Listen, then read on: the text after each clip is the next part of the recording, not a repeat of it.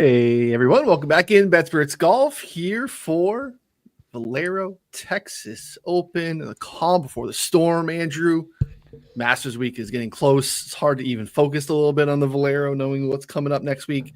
Cannot wait. We're coming off of a community win. We had Minwoo Lee, yourself, myself, Ron, absolutely a majority of the community. It felt like an easy click and was not an easy sweat, but we got there. I don't want to shit talk anybody, but it felt like you had to have some, if you put a golf card together every week, you might not have picked Minwoo. You probably should have. But like it felt like you had to have somebody who was in the mix. Like this is one of those courses last week where I said it. I said that Andy Black said it. Everyone said it. Like there is an archetype. When you have a course where there's an archetype, you pick, 4 of the 5 best guys that fit that archetype that are, in the right price range. And you should have somebody in the mix. So it felt good that a lot of people did land on Minwoo and he ended up, playing pretty well. Obviously, Finau had a little trouble here and there. The archetypes can suddenly 3-putt from 4 inches or whatever. Yeah. Things like that happen. But it did turn out just like everybody predicted, There's no penalty for going a little wayward. You can hit it 340 and land in the rough that's basically just, fairway plus an inch. Mm-hmm. Like it's not much of anything. And the people who had good hands around the greens, they were also obviously getting up and down quite easily compared to some of the people who struggle with that sort of thing, especially with that sort of setup. So good course. I'm glad Friday's rain wasn't as bad as some had predicted. I was a little worried that we were going to get like a really bad delay, but overall, great course. It's really, really fun course for being kind of just, a long. I guess the green complexes are what sells me. Like it's difficult. There's a lot of difficult things if you miss the greens, and a lot of people are going to miss these greens. So it was a ton of fun, and Scotty rattling off birdie after birdie, and then Minwoo that shot on 17. It's like, oh no, it's over. It's over. Like, the 16? The one you win the water. 16, yeah. So at that point, I'm just like, oh yeah, what price? I'm looking up like how much did I bet? How much am I putting on Scotty in the playoff at this point? Like, I was fully ready. I don't think I've ever hedged a playoff. I was ready to, because like if it's him and Scheffler, and maybe Gary Wood, that would have been the real fly in the ointment. Gary would have been in the playoff as well, and that would have at that point I wouldn't have. I'm like, well, I can't go doing that. Yeah, that was the Sony a couple of years ago, right? With Grayson Murray. Everyone, I had Keegan. Keegan was very popular that week. Everyone else had Ben Ann, and Grayson Murray goes out and wins the 3-man playoff with a bomb on the first hole. But I mean, look, it got soft because of the rain, so the scoring got a little bit, I think, shorter than we thought. Didn't think we necessarily climb to 20 for the winner, but that's going to happen with these guys are so good, even with length. When you can fire in, the greens are going to be a little bit more receptive to those longer approach shots. It's kind of what happens there. And we saw kind of the best in the fields really kind of take advantage of that on the weekend, right? Great rounds from Rory. Wyndham Clark got in there. Obviously, Scotty, just never going to play himself out of a tournament. Has a series of second places now at Houston, which is a absolutely great fit for him. But, very encouraging to see Scotty and Rory in particular playing really well, warming up for next week. So it's going to be fun. That was so many people's takes was like, oh shit, Rory looks good. He's going to win the Masters. I'm like, I don't know. Did you see the other guy who's better than him that looked pretty damn good too? And maybe isn't even fully, back in form yet. And he basically went out and just shipped a T2 pretty easily on Sunday. And he doesn't have an injury that he mentioned after the round. Right. So, like, I wonder if people still bet Rory just because he has looked so good this year. He has the big boy wins, but I'm downgrading Rory slightly because it's weird to mention the injury because so many. It is weird to mention the injury. They just keep their mouth shut until it's like, it's so bad I have to pull out of this tournament, which is annoying for us. I wish they would mention but it's just not. It's not standard operating procedure to mention an injury unless you're, I don't know if it's, hey, this helps me off the hook a little in 2 weeks, maybe takes the pressure off me mentally. I'm not saying he's like, soft. He is, but it's, I just don't, I don't understand why you'd mention the injury.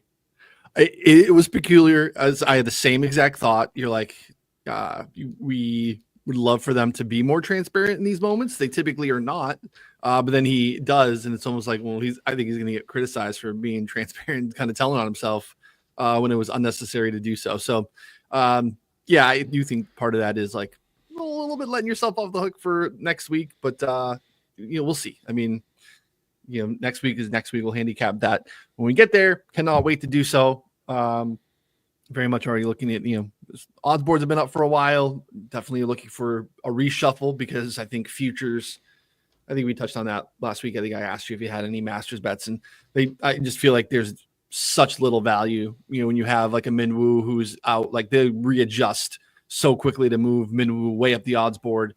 So you don't get any long prices on it, but they're not shifting anything else. So just, guys play well and everyone gets a little bit shorter, and then we need to wait till Monday, Tuesday of next week to get better prices there. So Valero is the remaining tune-up here in Texas for the rest of the fields. Again, a chance for some to punch a ticket. There's, I guess, the winner, who's currently not in the fields, has a chance to punch his ticket, as Akshay did here last year. We have 25 guys in the field this week that are playing next week, so that's it's annoying on my end. Someone who's trying to produce, Masters content based off of how these guys are playing.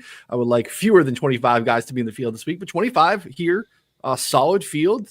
This field continues, I think, to get better every year. Some guys just like to play the week before a major. That becomes part of their standing operating procedure for tune-ups. So we do have a fairly strong field. Ludwig, Connors has won here a couple times. Finau in here again, which is kind of weird. Tommy, short, really short Tommy, but I understand it, but I don't understand. Not a great odds board. Talk to me about some of your early looks or thoughts about the course here, TPC San Antonio Oaks course. Kind of the opposite of last week, and truthfully, and this is terrible content, and I'm apologizing in advance, but it's going to be a very light betting week for me because I'm going to go probably 2x my normal outlay next week because I'm going to be betting on hole-in-one props. I'm going to be betting on live golf props.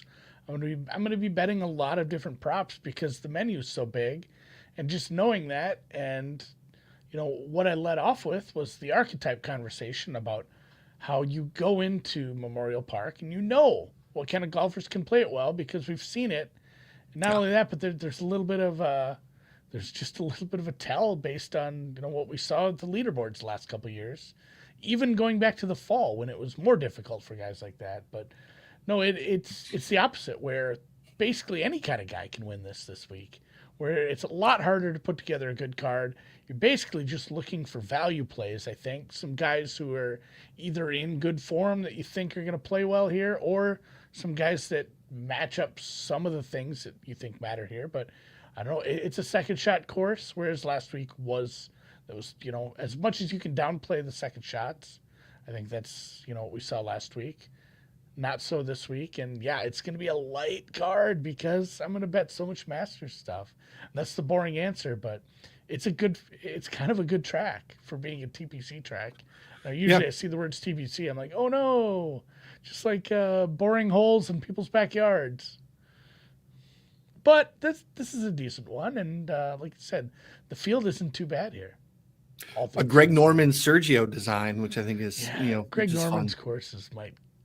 Spoiler. This might be the best. This is, I think, probably the winner of the bunch. It's the only one they're playing a tour event on. Mexico was him too, right? He does have that Vedanta. Yeah, wide open track. But I mean, and we have a live event this week too. Live Doral. Just a tune up for those guys that are making their way over. I agree with you. I think that next week, for a multitude of reasons. So obviously it's just the Masters, right? It's the, grandness of it all, the first major, all of the pomp and circumstances. I'm a sucker for all of it. I love it. But I do think it's a fantastic betting week for another reason. It is a extremely small field, and part of the field, combination of your olds and your AMs, you just draw a line through them in terms of like you're going to have an occasional Neil Shipley or a Bernard Langer, like someone who's, just kind of pokes their way in there, makes the cut, has a decent finish. But for the most part, the field in which is actually competing for the top prize, or even some of your props, your finishing position bets, like there's just easier to find value because there are fewer guys that can be really, really competitive. It's a week that I'm really going to try to think about like each ways, having, a couple books now that have each way offerings, I think make a little bit more sense too, because depending on what the price is, you're just going to have guys that have better finishing position results than you would expect because fewer guys towards the top that are actually competitive. And then the books are pricing that a little bit better than they have in years past. But I do think that there's some opportunities when the odds board opens on different props and different stuff where you sometimes get a little bit more value than you should, which is not something we always say in the golf betting world, especially in outrights because of the hold there. But yeah, it's definitely a generational opportunity to get in there and be a little bit overextended. So this is the same thing for me this week. I have some bets, but you're probably, I would say, at least a half unit lighter than normal. And I don't necessarily plan on adding anyone because it's not been a board that's just rich full of value. And we've seen, to your point, a wide swath of winners here in the past. We've had, triple digit 300-1 winners. You could definitely have a Ludwig go out at 12-1 and just be the class of the field and just kind of stomp on people this week too, right? So, wanting to kind of balance that out too. I'm with you on the lighter card. Yeah, I'm going to treat my betting card almost like I would DFS, where I'm going to put it in buckets and just say, looking at all these names who are from 12 to 35 and one or two guys, like, and if it's Ludwig, if it's someone at the top, then it's one. If it's a couple near 30, 35, maybe it's a couple. And then look at the middle part of the board, 36 to 66 or 80. Pick one or two guys in there and then take a bomb or two. So smaller outlay, maybe the same amount of guys, but some smaller bets because a couple of these are going to be bombs. And I think right off the bat, there is a little bit of we talked about, the difference between last week and this week and how, a lot of different playing styles and a lot of different skill sets can win here. But there has been a little bit of stickiness to course history similar to last week. Where, I think getting to know this course and having played it a couple times definitely helps. So we've seen some guys play well here repeatedly. So just somebody who doesn't need course history and isn't all that fun to bet. I mean, Spieth's kind of a big number here. Yeah, really good course history here. I know we have some subs in the Discord that have been pumping Spieth at the Masters for a solid 2 months. Which hey, another place he's got some pretty good course history. So it wasn't an odds board that like jumped out to me, and it's funny the way you laid it out. It's kind of how my card is. Again, with room for more, but I don't think I'm going to add it because of my plans for next week, and already pretty overextended for next week as is, to be honest. And I know that I'm going to take some more shots there at the board too. So let's get into a little bit here. Let's share some stuff. Before we do, it's a new deal. If you haven't seen us talk about this yet, really awesome opportunity. The best deal we currently have, and maybe the best deal we'll have for the entire rest of the season. It's for a free quarterly subscription to BetSperts Golf. Again, no additional charge. It's through our partners over at Drafters. Drafters has been around in the space for a while. If you like anything in the football speculation space, you like doing best ball drafts, they have Pick'em. They also have golf stuff as well. I played in a bunch of 4-mans. Thinking I might stream a 4-man draft to put that up here just to show people how easy it is. Waiting for our projections for Valero to load. I'm going to load our projections in there, show you how easy that is to do, and then use it to draft. Real simple, little GPP 4-man drafts, and get yourself some shots at the top of the board there. Not a huge prize, but it's another additional fun sweat. All you need to do, download the Drafters app. Really easy. This article here I'm showing on the YouTube channel, if you're watching with us now, shows you how to do it. Create a new Drafters account. Use promo code BSG. Make sure you use promo code BSG. You will need to use that to ensure that you can get this deal. Deposit and play at least $10. If you like these games, they will match your first deposit up to $100. So deposit 10 minimally. Play it. After you play $10, you will get an email within 48 hours telling you how to access BetSports Golf for no additional charge for 90 days. This is going to take you, obviously, if you do it now, get the Masters for free. You're just kind of, hey, you like to watch the video. Get the PGA and the US Open too. Yeah, you're almost, I think, to the Open. Yeah, 90 days. So again, access to everything that we have on the site. So Rabbit Hole, Discord, articles, tools, literally all of it. No additional charge, just the $10 once you play it there. And again, you'll deposit the 10, you'll have 20 in your account because they're going to match the 10 for you can jump in these 4-man drafts and join me. I know Andy's doing some pick 'em over there too. Any questions, reach out to us directly. Super easy to use, available in iOS. It's available in 42 states as well. So you don't want to do the draft stuff. You just want to start banging NFL best ball drafts. I got a big old, I think $2.5 million tournament going on there too. Just draft all summer long. Get that best ball portfolio going. But yeah, check it out. Any questions? Let us know. BSG is the promo code. Definitely get started over there. All right. Oaks Course, TPC San Antonio. You said, wind is really the challenge for this course. Slow greens, Poetriv. They'll typically shitload of bunkers. Also another thing very different than last week. Not a lot of bunkers last week. Not a lot of water here as well. But you'll find yourself in a lot of elevation changes too. And you can see, it doesn't, overall elevation, but there's some elevated greens here. In terms of off the tee, kind of mixed driver. You do want to kind of keep yourself in play, though. It is one of those spots where last week you can go wayward unless you were full min-woo and, get yourself, behind a rock or into a pond. This week, it's not necessarily the rough that's the problem. It is the just kind of natural terrain of the desert there in San Antonio that will kind of get you. So you want to keep the ball in play off the tee. It's more of a distance from the edge of the fairway scenario, but difficult ball striking, difficult to gain off the tee, difficult to gain on approach. I think that's a good way to look at things this week too. You talk about real quick that missing small, like we talked about, distance from the edge of the fairway is probably a great one this week. Missing small, not a huge deal. Rough's not terrible. It's not, non-existent rough like last week, but it's pretty easy again. Yeah. But you can get yourself out in the shit. Like there's some, I don't even know how to describe it. Just like nature. Yeah. If you miss Barrancas, are we Barrancaing this week? I don't know if we're in Barrancas. Barrancas are more, I feel like that's California. So I don't know, just nature, I'm going to say. Yeah. Like, if you miss big, you're going to be in some weird spots, probably some unplayables. Yep. Yeah, and a long set of par fives. So that's kind of why you see an interesting distribution of winners here, because distance will always matter.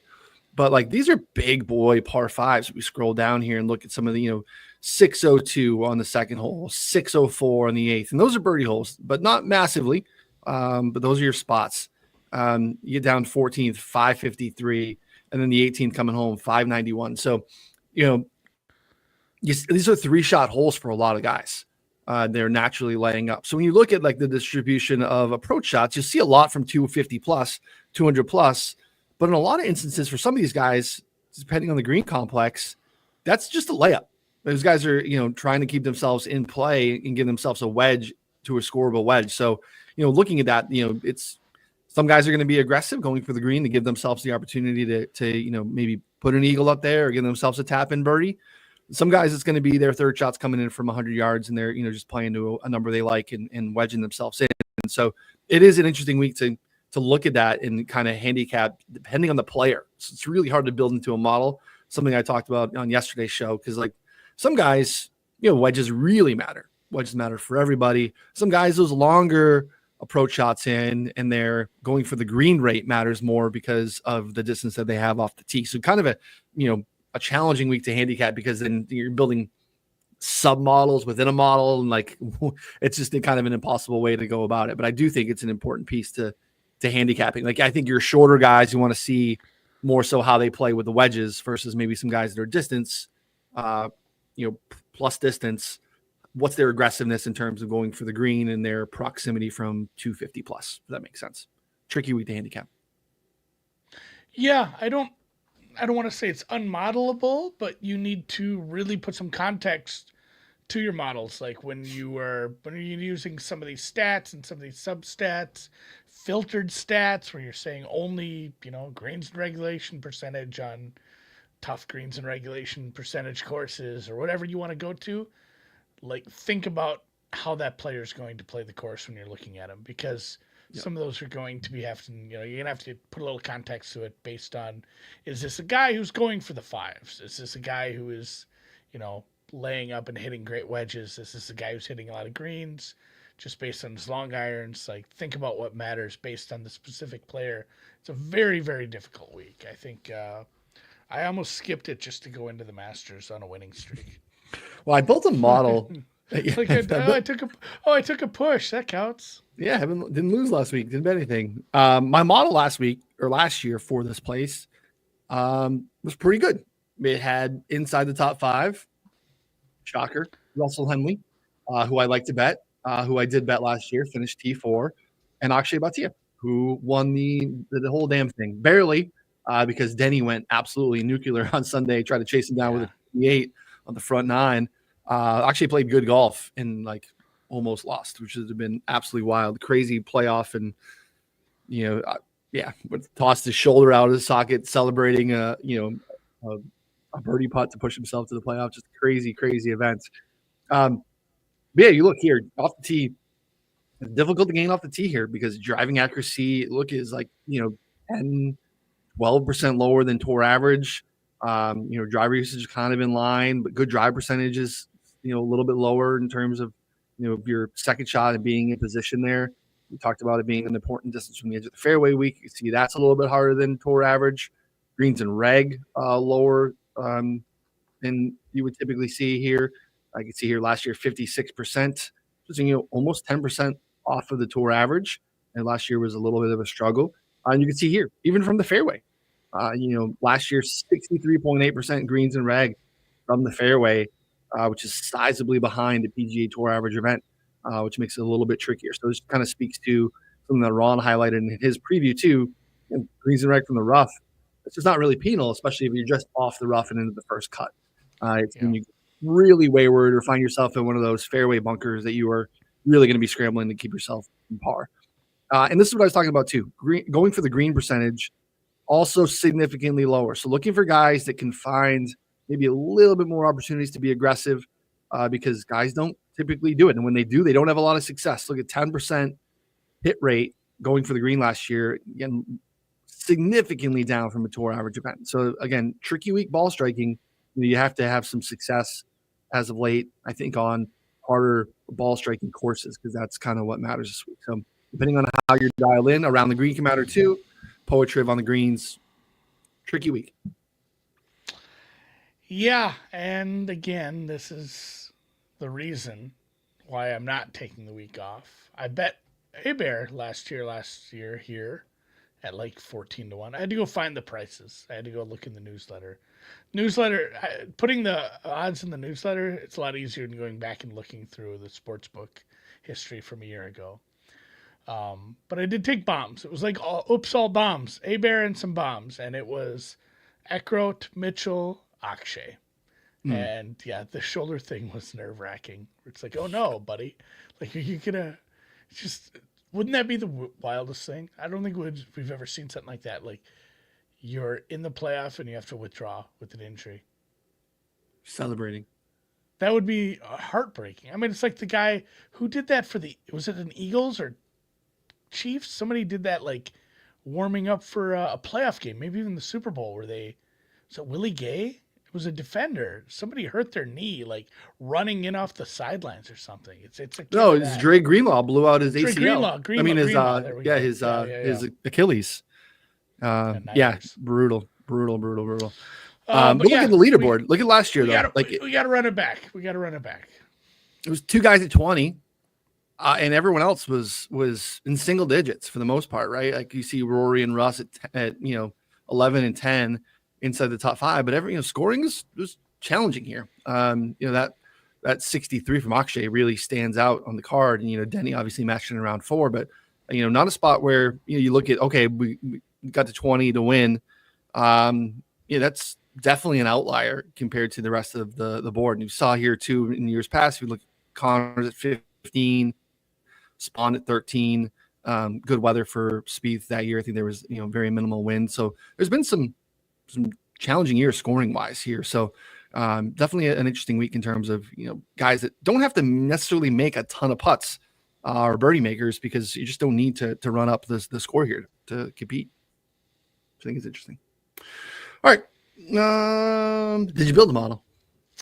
I have not. Okay. I'm working on it, but it's tough. It's going to be ball striking. It's going to be I don't think it's going to be terribly granular. I'm going to find guys who have good all-around game, good at going for the green, good at finding the greens, good ball strikers, and kind of go from there. See if I can find some guys who are a little further down the board in that, in that mix. Somebody, I might play Spieth at the top, and then there's probably a sizable gap from the next one. Looking at Hoey, looking at. I was gonna say I have a bet that you have to make this week. I will convince you. I don't know if should I bet Griffin again. I just always do. You actually have to bet Griffin again. There's no shot you would the FOMO on a Sunday afternoon if he's in the mix. Yeah, you can't. And he's like 50, 60 to 1. I can get a decent number on him. So, and you see the tweet? The tweet was elite. Yeah. He should have saved it for today. Yeah. April Fool's shithead's Christmas. There are some big numbers I've looked at. I just need to suss these guys out a little. Yeah. Rico Hoey, like I mentioned, around 100 to 1. Isaiah Sainda. I don't know if we say the L. I don't watch golf with the sound on that often. So some of these newer names that I've been watching them golf, and they don't have a name like, Harmon or Ryder. It's a lot harder. They are saying the L in the broadcast. They're saying the L? They're saying the L. I don't know if it should be. Back and forth on this with Griot. Yeah. This is the same with Ricky. You would think it'd be Ricky Castillo, but they're double L. They're saying the L's. That feels wrong. That feels terrible. But they're saying the L's for Ricky Castillo. Yeah, it's not great. But I don't know. I don't know that that's what we're correctly doing or not.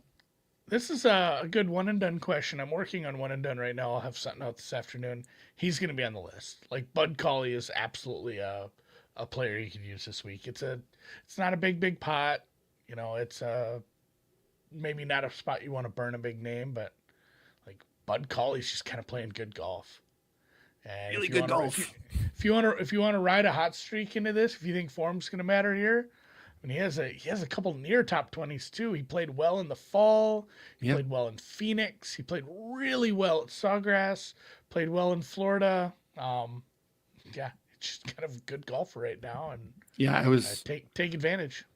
Very surprised with how Bud Cauley modeled this week, but you just look at the rolling form here. I mean, ball striking it's just green across the board, and not even just the last 12 where it's super small. The last 24 is really, really solid, coming off of back-to-back top sixes, including obviously the Players, Valspar, missing the cut of Puerto Rico is funny. He needs hard golf courses, but you can see here, Sony, Phoenix, you even just keeping himself in the mix at the COG. So yeah, I mean, playing good golf for sure. All right, you didn't make a model. Do you want to look at a model, or do you want to make one? Yeah. No, let's take a look at somebody's. There's a ton in there this week. I'll have mine ready. It's on my afternoon is very golf heavy today. I don't have a lot going on outside of just thinking about the draft and the tush push rules. So it's gonna be golf heavy. I'm gonna get my model done. I'm gonna get a one and done article done, and probably finish up a newsletter to send out. So we can look at anyone we want. PGA Tout. We haven't looked at one of his in a while. We did last week. Last week. All right. Yeah, we gave him last week. Sorry, John. How about Shermer? Is that the guy that doesn't have Twitter? Yes, I believe that is Twitterless Steve in the inside golf community. Let's see what the model looks like for Steve. We'll share this here. You can lots of different ways to do this. This is part of the features you can see here in the view expert ranking section. You can see myself, Andy, Ron Kloss, our guy, PGA Splits 101, along with Andy Lack, Matt Vicenzi, PGA Tout, Joe I and his Preferred Lines podcast. His model is in here as well, along with Steve from Inside Sports Network as well. Steve's model does not want to play nicely this morning. You broke it. Yeah. He's in there refreshing it or something. I don't know. All right, he loses. You're out. You lose. You're out. Tour picks, Joe. I mean, this could just be me, but seem to be all right. Upgrade the internet. I mean, the internet is pretty good. I'm not going to lie. I mean, the old internet, anyone that was around for my previous house, oh bad. Just so far so good. Well, what did you put in your model? I think I have mine up for us. I think I could show you. I thought I did. Come on, models. We want to work here for us this morning. Maybe some back end stuff. This happens sometimes. A lot of data being pulled. I know. Whenever they like, I need something fixed, they're like, "Well, we're not going to push this now because people are on the site, and it's going to take it down for like 20 minutes. We'll do it overnight," which is the nice part about the time zone stuff. Just go. We'll do it in the middle of the night. We'll do it live. Hey, my model popped. Here we go. Let's get mine. Tommy Fleetwood at the top.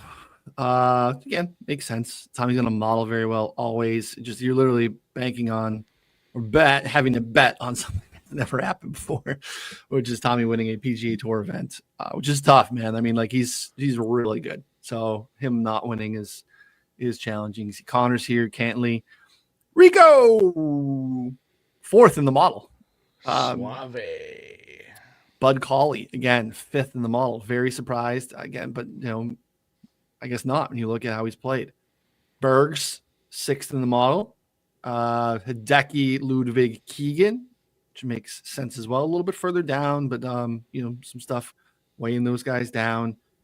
Keith Mitchell's playing mostly really good golf as of late. You see Akshay, Ryan Gerard, Siwoo Kim, Bridgman, your boy Chan Kim. You like to bet on Chan Kim. We got Vic Perez, Tony Finau, Matt McNeely. It's a good top 10, top 20 of this model. So again, I like the model. It worked well for me last year, so I'm really trying to trust it a little bit. And you made some bets that are, we'll see. All the bets I think have been here in the top 20. So I looked at. Let me show you what I did. Just rolling form, last 12 months, how you played. Tee to green. This is difficult ball striking. The last 12 months. So difficult. This is difficult tee to green scoring conditions, which again, that's what the board will tell you that we had happen here. Good drives, good drive percentage. Because again, first two shots matter a lot here. You're keeping yourself in play. Obviously, distance from the edge of the fairway. We don't want to have massively wayward misses. Approach, I believe I have set to, gaining on approach, difficult and very difficult over the last 12 months. So not just, what are you doing in Mexico or Craig Ranch? Like I want to see your ball striking when the test is a little bit harder. And that's what you look at. I mean, that's where Cauley, Hoey, those guys are looking pretty good. That's carried a lot of weight for some of those guys. Birdie or better, can you score? And then can you keep the crooked numbers off? So a combination of scoring metrics here. Strokes gained total, last 36 rounds. Again, just, basically 2025 form. So how have you played as of late? I wanted to capture that aggressiveness and going for the green. We have lots of going for the green metrics, but I think just how often are you even taking the shot, regardless of what the results were? Are you, putting yourself in play there? Kind of captures distance a little bit, which I think always matters. And then tee to green. This is course history. So tee to green here in San Antonio, and then a little bit of around the green as well.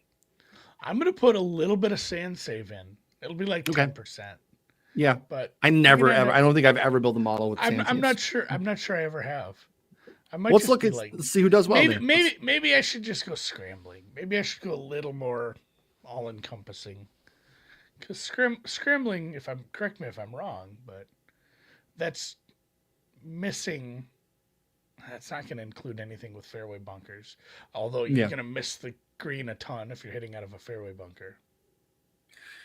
Yeah, sand safe stuff is tough because it's just like some of the other like scrambling in general. It's just it's got a lot of putting. Both 5% each. Okay. I think it does matter here with the amount of bunkering. Yeah, sand saves. Hunter Logan, good job, buddy. Yeah, awesome. Love to see it. We'll back out. You don't even have a flag. No one knows where you're from. I'm sure it's America. I do have a fun one. I was looking, so I told you I pulled up last year's newsletter to look at the odds I got on Akshay, and I found a Justin Ray tweet. And granted, this is a year old, but he wrote the last 10 winners of the Valero Texas Open have gained 64.2% of their strokes versus the field with ball striking. The PGA Tour average in that span, 10 years, is 54.1. So, I mean, I love it. Kind of confirmation of what we've said already. There's actually some serious confirmation bias. Yeah, I feel really good about the card. Yep. Yeah, so that was, this is your sand saves. If you want to see anyone, I guess, bad at sand saves, Tristan Lawrence. Rico just not going to find the sand. So I don't even care because you just told me the ball striking matters, and the Rico ball striking numbers are pretty fantastic. The putting is not, but the ball striking is. Though he did gain strokes putting all 4 rounds in Houston, which is definitely not something you can find anywhere else in Rico Hoey's ledger of historical putting performances. He is not a strong putter by any means. But yeah, okay. So sand saves, again, not my jam. But again, a lot of bunkering here. If you're dialing ball striking, you just avoid the sand. Who needs it? So, have you made bets? None yet. None yet still. Okay. So you're considering maybe one of the top guys and then sprinkling in the middle and then a bomber. Yeah, like I don't think I can play Akshay to repeat at 20. I certainly can't play Tommy to get his maiden at 15. No. If I had to play somebody off the top, it's probably Corey. And again, I don't know about that at the current prices. So looking at Spieth and Berger, 35, 38, somewhere in there. Denny is another one where the price is just a little too low. Keegan, love him. Great fit. 30-1, maybe. So it's probably between Spieth and Keegan at the top. Yeah. And then Ben Griffin, FOMO bet. Don't tail that. That's just for me. That's sales tax. Hoey, Sainda, and then my model is almost done. I've been building it as we go. Okay. I like Keegs. If you have a 30 on Keegs, that would be... Yeah, I'm tempted. It is a good fit for him here. And it's not like he's been playing bad golf.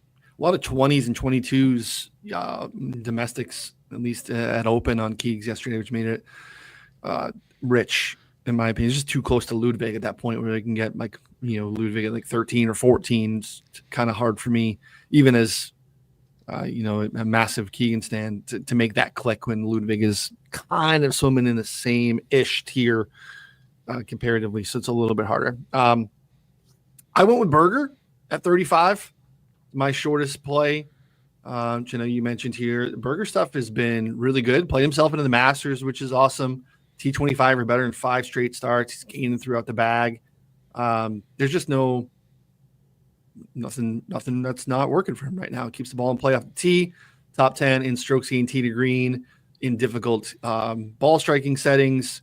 The low ball flight, the trajectory off the tee can really help if the winds kind of get tricky here. And Poetriv has been his best putting service over the last 2 seasons or so. So I thought 35 was pretty fair for him comparatively. There's also a 25 on FanDuel in the without market, which would take Ludwig, Tommy, Connors, I think Hideki. Like it takes a handful of guys out for 25, which I don't hate either. That didn't work last week for some that played Minwoo in the without markets, but still probably felt pretty good not having to sweat Scotty late there in the rounds if you had Minwoo even at a shorter number. So yeah, Berger was my first click, and then I jump all the way down to Rico. I'm at Rico at 66. Again, if you look past 24 rounds, Hoey's gained 2+ strokes tee to green in 47.5% of his rounds. It is the highest rate in the field. So his current, I guess small sample, 24 rounds, not horribly small sample, ball striking has been awesome. So if you're telling me that someone's getting it mostly done on ball striking this week and tee to green play, Rico is kind of the guy. Plus distance and accuracy off the tee. So like he's a bomber, but he's like 10th in distance from the edge of the fairway, I think. Like he just keeps the ball in play. I think those par fives will help him here too. And then again, like I said, was positive putting in every single round last week at Houston. Again, some of the recent Rico putting performances are like -2.5 strokes per round. Like it's rough. So maybe he found something last week and is rolling it pretty well. So I want to kind of bank on that at 66. That's my next jump down. Yeah, I just threw my model together and I went. I put some just all around in there to put some current form in, not heavily, but went greens in regulation percentage, going for green in regulation, ball striking heavily, tiny bit of sand save and scrambling, and then some distance from the edge of the fairway. Hoey pops tops. He's number one. Connors, Berger, McNeely. Probably betting McNeely as well if I can find a little better price. I know. I like Mav. I was there last week. Consider going back. I'm going to look at. Hopefully there's something a little better. I wouldn't mind a 50. We'll pop up some other books. I'm just looking at Chris right now. I can't type in bet online anymore. It opens up Bet Spurts Golf. I'm used to certain 3-letter combos opening up certain sites where you can just hit enter. BOO bookmaker.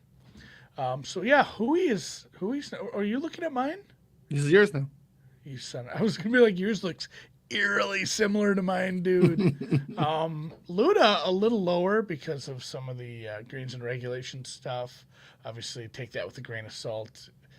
He is a long hitter, and he's gonna be just fine. Doug Gim, team absolutely can't fucking putt. Yep. He's going to be high on here because I didn't put any putting stuff in there. Fleetwood's high because I didn't put any, SG win equity in there. And Hideki is not somebody we've spoken about yet. A Masters champion, a multiple winner on the tour in the last few years, and we haven't given him an ounce of airtime. 9,900 in DFS, though.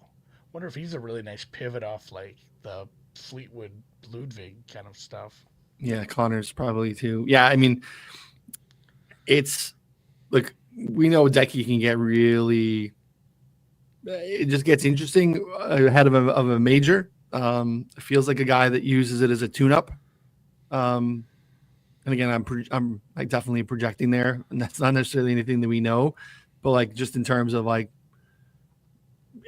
a WD still feels possible for Hideki the week before major, more so than maybe anyone else, just for no other reason than just like I just want to make sure I get to Augusta, be fine. Slept wrong. Neck is 100%. I'm done. See ya. Yep. You can see he's second in a lot of your multiple metrics here, so not super duper surprising. He hasn't been quite as crisp from a ball striking standpoint. Ryan Gerard 11. That's my third bet on the board. He's 11 in your model too, which is nice. I like to see this. See your Gerard, pretty good. He's kind of balanced across the board. So, he's like popped. I think he's top 5 in my model right there as well. T25 are better than 4 of his 9 starts. He's made the cut in 8 of 9 starts on tour. Again, very grad, so we don't have a ton of data, but he has gained strokes on approach in every start this season. Plus distance and plus accuracy, and only 12 rounds on Poetry of Greens, but he's gained 0.4 strokes per round, which you'd like to see too. And again, was in the mix very much last week. Solo 9th place in Houston. I got a 70 on Gerard, and I think there are even better numbers today on Gerard. Let me see where he's at too, but he's I like to see that he's modeling well for you. Yeah, you can. I mean, he's 40 on seizures, which is wild. 84 on Bookmaker. Okay. Yeah, I see 80 on FanDuel. That's a bet. Yeah. I might have my whole card. It's Keegan, Mav, Griffin, Gerard, Hoey.